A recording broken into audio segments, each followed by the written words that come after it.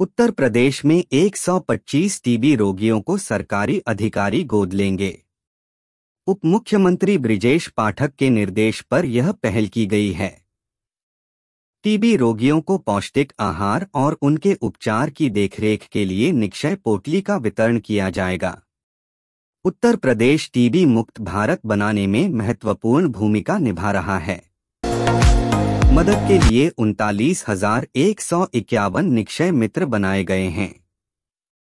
Greater Noida Greno प्राधिकरण ने 44 औद्योगिक भूखंडों की योजना को निरस्त कर दिया है। बताया गया कि लॉन्च होने के बाद योजना विवादों में आ गई थी। जनवरी 2024 में लॉन्च हुई इस योजना के तहत भूखंडों का आवंटन साक्षात्कार के तहत किया जाना था, लेकिन अब इसे निरस्त कर दिया गया है। पढ़िए आखिर योजना को लेकर पूरा अपडेट क्या है। SP MLA Zahid Beg surrender news. Bhadohi के सपा विधायक जाहिद बेग ने आत्महत्या के लिए उकसाने और नाबालिग से बाल श्रम करने के मामले में गुरुवार को अदालत में आत्मसमर्पण किया। पुलिस ने उन्हें गिरफ्तार कर 14 दिन की न्यायिक हिरासत में जेल भेज दिया। विधायक की पत्नी सीमा बेग अभी भी फरार है और पुलिस उनकी गिरफ्तारी के लिए दबिश दे रही है। डूंगरपुर प्रकरण में आजम खान के खिलाफ चल रहे 5 मामलों की एक साथ सुनवाई हुई। अभियोजन पक्ष ने गवाहों को समन जारी करने का अनुरोध किया। अगली सुनवाई 3 अक्टूबर को होगी। 2016 में सपा सरकार के दौरान गरीबों के लिए आसरा आवास बनाने के लिए कुछ लोगों के मकान तोड़े गए थे। भाजपा सरकार आने पर 2019 में इन लोगों ने मुकदमे दर्ज कराए थे। हरदोई के नारीखेड़ा निवासी हेमराज की वृद्धावस्था पेंशन अचानक बंद हो गई। जुलाई में पेंशन न मिलने पर पता करने पर पता चला कि 26 जून को उनकी मौत हो जाने की रिपोर्ट लगाकर पेंशन रोक दी गई। हेमराज ने जिलाधिकारी एमपी सिंह से शिकायत की। डीएम ने मामले की जांच और आवश्यक कार्रवाई का निर्देश दिया। यह प्रशासनिक लापरवाही का मामला है जिसमें जांच होनी चाहिए। उत्तर प्रदेश में मिशन कर्मयोगी को लागू करने के लिए Uttar Pradesh academy of administration and management सक्रिय भूमिका निभा रहा है। कार्यक्रम के अंतर्गत उपाम से अपेक्षा की गई है कि वह प्रत्येक विभागों और राज्य के विभिन्न संगठनों के लिए नोडल अधिकारी और एमडीओ को नामित करेगा। साथ ही हर नोडल अधिकारी को आईगॉट पोर्टल पर शामिल करेगा। त्रिवेणी की पावन जलधारा में पुण्य की डुबकी लगाते समय श्रद्धालुओं की सुरक्षा को लेकर इस बार योगी सरकार कई नए कदम उठा रही है। कुंभ मेला अधिकारी विजय किरण आनंद का कहना है कि कुंभ मेला में आगंतुकों की सुरक्षा प्रशासन की पहली प्राथमिकता है।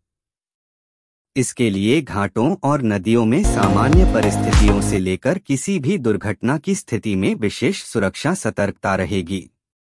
UP news. मुरादाबाद में 3 दिनों में 5 लोगों की मौत हो गई। जहरीली शराब पीने की आशंका जताई गई है। पुलिस और प्रशासन ने जांच शुरू की और कच्ची शराब की भट्टियों को नष्ट किया। एसएसपी ने जहरीली शराब से मौत की बात से इनकार किया, लेकिन परिजनों ने कच्ची शराब पीने की पुष्टि की। मामले में कार्रवाई जारी है। रामगढ़ताल में बना है फ्लोटिंग रेस्टोरेंट 5 स्टार सुविधाओं वाला है। जीडीए का दावा है कि यह उत्तर भारत का पहला फ्लोटिंग रेस्टोरेंट है। कुल 9,600 वर्ग फुट क्षेत्रफल और 3 मंजिला इस फ्लोटिंग रेस्टोरेंट में एक साथ 100 से 150 आगंतुक बैठ सकते हैं। फ्लोट का संचालन करने वाली कंपनी के प्रबंध निदेशक आलोक अग्रवाल बताते हैं कि ग्राउंड फ्लोर से पहले और दूसरे फ्लोर तक लिफ्ट की भी सुविधा है। Ganga water level news. Varanasi में गंगा के जलस्तर में आधा मीटर से अधिक की गिरावट आई है, लेकिन 80 और मणिकर्णिका की गलियों में बाढ़ का पानी अभी भी मौजूद है। लगभग 5,000 लोग प्रभावित हैं। 2,860 लोग राहत शिविरों में शरण लिए हुए हैं। प्रशासन बाढ़ पीड़ितों को भोजन, पानी, दवा और पशुओं के चारे की व्यवस्था कर रहा है। भाजपा विधायक महेंद्र सिंह खड़गवंशी के मामा सत्यप्रकाश खड़गवंशी की अज्ञात बदमाशों ने गोली मारकर हत्या कर दी। घटना उत्तर प्रदेश के हसनपुर कोतवाली के गांव घनसूरपुर में हुई। पुलिस ने मामला दर्ज कर लिया और जांच शुरू कर दी है। पुलिस अधीक्षक ने घटनास्थल का निरीक्षण किया और 4 टीमें गठित कर घटना की जांच कर रही है। पुलिस विभिन्न बिंदुओं पर जांच कर रही है। तिरुपति टेम्पल प्रसाद तिरुपति मंदिर के प्रसाद में फिश ऑयल मिलने की पुष्टि हुई है। लड्डू प्रसादम तिरुपति के नामी श्री वेंकटेश्वर मंदिर में चढ़ाया जाता है और यह तिरुमाला तिरुपति देवस्थानम (TTD) द्वारा संचालित है। बुधवार को नायडू ने यह दावा भी किया कि यहां तक कि तिरुमाला लड्डू भी घटिया सामग्री से बनाया गया था। उन्होंने घी के बजाय जानवरों की चर्बी का इस्तेमाल किया। आंध्र प्रदेश में तिरुपति मंदिर के लड्डू में जानवरों की चर्बी मिलाए जाने के आरोप ने तूल पकड़ लिया है। सीएम चंद्रबाबू नायडू के बयान के बाद विश्व हिंदू परिषद ने इसे गंभीर मामला बताते हुए शामिल लोगों के खिलाफ कड़ी कार्रवाई की मांग की है। वहीं राज्य कांग्रेस प्रमुख वाईएस शर्मिला ने नायडू के दावे की पुष्टि के लिए सीबीआई जांच की मांग की है। कर्नाटका भाजपा विधायक मुनिरत्ना के खिलाफ कर्नाटक पुलिस ने कुछ ही दिनों के भीतर तीसरी एफआईआर दर्ज की है। इससे पहले बेंगलुरु पुलिस ने उत्पीड़न, धमकी और जातिवाद के आधार पर दुर्व्यवहार के आरोप में दर्ज 2 मामलों के सिलसिले में उन्हें गिरफ्तार किया था। अब एक महिला ने विधायक और 7 अन्य लोगों पर दुष्कर्म और यौन शोषण का आरोप लगाया है। जम्मू कश्मीर में विधानसभा चुनाव के पहले चरण में महिला मतदाताओं ने भी बढ़-चढ़कर वोटिंग की। देश में 2 राज्यों में चुनाव के बीच क्या आप जानते हैं कि दुनिया में महिलाओं ने पहली बार वोटिंग कब और कहां की थी? किस देश ने महिलाओं को कब वोट डालने का अधिकार दिया था? महिलाओं के वोट देने के अधिकार से संबंधित पूरी जानकारी यहां पढ़िए। खालिस्तान समर्थक आतंकवादी गुरपतवंत सिंह पन्नू की हत्या की साजिश के मामले में अमेरिका द्वारा भारत सरकार को समन भेजा गया। इस पर विदेश मंत्रालय ने गुरुवार को सख्त आपत्ति जताई और दायर मुकदमे को अनुचित और निराधार आरोप बताते हुए खारिज कर दिया। गुरपतवंत सिंह पन्नू भारत द्वारा एक घोषित आतंकवादी है। इस मामले में अभी उच्च स्तरीय जांच चल रही है। तमिलनाडु चेन्नई में एक महिला की जघन्य तरीके से हत्या करके उसकी लाश सूटकेस में भरकर फेंकने का मामला सामने आया है। क्षतविक्षत हालत में महिला का शव गुरुवार सुबह को थोरीपक्कम से बरामद किया गया। इसके बाद पुलिस ने मामला दर्ज कर जांच शुरू की और एक संदिग्ध को हिरासत में लिया है। यहां पढ़े घटना से जुड़ी पूरी जानकारी। पिछले 2 साल में भारतीय आईटी कंपनियों के साथ बहुराष्ट्रीय कंपनियों ने भी या तो छंटनी की है या नई भर्तियां कम की हैं। लेकिन इन्हीं 2 वर्षों में जीसीसी में बड़े पैमाने पर लोगों को जॉब मिली है। इनमें फ्रेशर तो हैं ही, पुरानी आईटी कंपनियां छोड़कर आने वाले भी हैं। स्किल्ड प्रोफेशनल्स की बढ़ती मांग को देखते हुए जीसीसी की तरफ से कैंपस हायरिंग भी बढ़ी है। दिल्ली मुंबई एक्सप्रेसवे एक ही बारिश में दिल्ली मुंबई एक्सप्रेसवे की पोल खुलने लगी है। राजस्थान के दौसा जिले में एक्सप्रेसवे पर बड़ा गड्ढा हो गया है। निर्माण कंपनी ने आसपास के क्षेत्र को बैरिकेडिंग से घेर दिया है। इस बीच कंपनी ने एक कर्मचारी को बाहर का रास्ता दिखा दिया है। दरअसल कर्मचारी ने इस मामले में गलत दावा किया था। भारत में वर्क प्लेस में बढ़ते तनाव की खबरों के बीच एक रिपोर्ट ने इसे लेकर चिंता और बढ़ा दी है। गौरतलब है कि एक शीर्ष फर्म की 26 वर्षीय कर्मचारी के खुदकुशी करने के बाद वर्क प्लेस में तनाव को लेकर एक बार फिर बहस छिड़ गई है। ऐसे में यह रिपोर्ट एक चिंताजनक तस्वीर पेश करती है।